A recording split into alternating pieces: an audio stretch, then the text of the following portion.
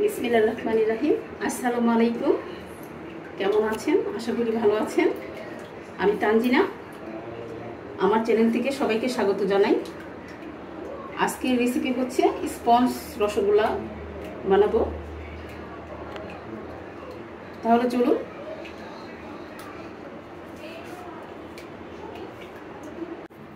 এখানে আমি ছানা নিয়েছি 1.5 কাপের মতো। এখন ছানাটা ভালোভাবে মতে নিতে হবে।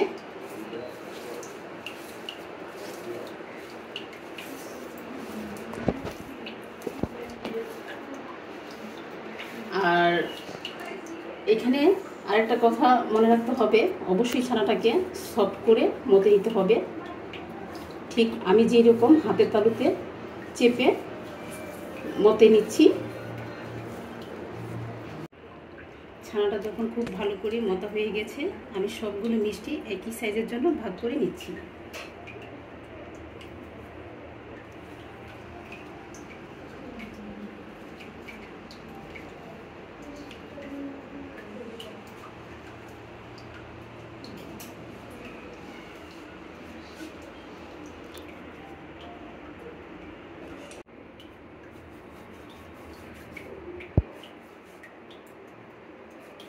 ঘি মাখিয়ে নিলাম মিষ্টির জন্য।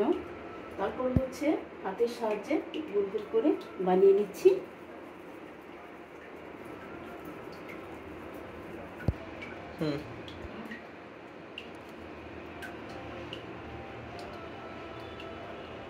তো আমার মিষ্টির বলগুলো বানানো হয়ে গেছে।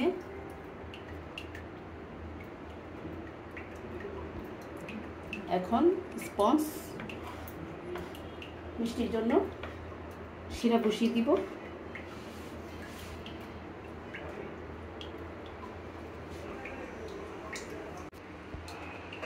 এখন চুলায় একটা প্যান বসিয়ে দিলাম। এখন শিরার জন্য 1 কাপ চিনি দিয়ে দিলাম।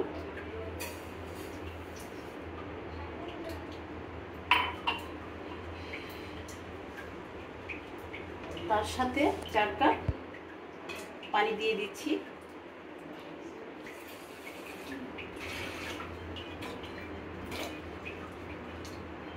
তিনটার মতো এলাচ দিয়ে দিলাম।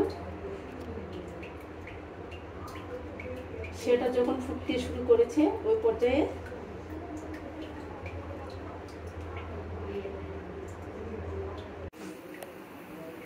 চুলাটাকে কমিয়ে দিয়েছি।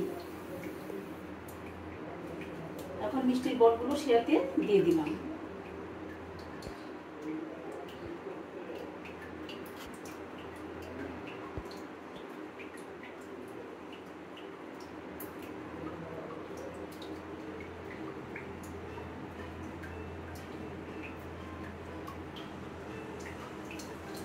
তারপর ঢাকনা দিয়ে ঢেকে দিব 10 মিনিটের মতো।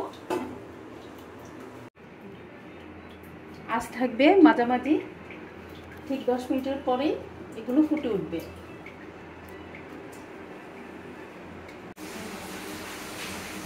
শিরার উপর ভাজতে থাকবে। আর আপনার মিষ্টিটা যদি ঠিকঠাক হয়, এটাই এমনই নিচে থেকে ঘুরবে। আমার স্পঞ্জ রসগোল্লা এখন তৈরি। এখন চুলাটাকে বন্ধ করে দিচ্ছি। আর 1 ঘন্টার মতো এই শিরাতে কুক করে রাখছি।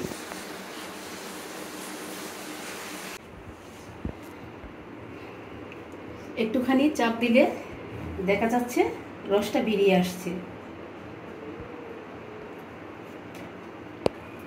স্পঞ্জ রসগোল্লা আসলে এরকম হওয়া উচিত। আমি একটু কেটে দেখাই। এই যে কি সুন্দর।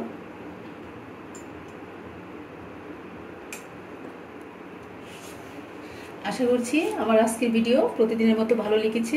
সবাই অনেক ভালো থাকবেন। এতক্ষণ ধরে দেখার জন্য অনেক ধন্যবাদ জানাচ্ছি। সেই সাথে বিদায় জানাচ্ছি। আল্লাহ হাফেজ।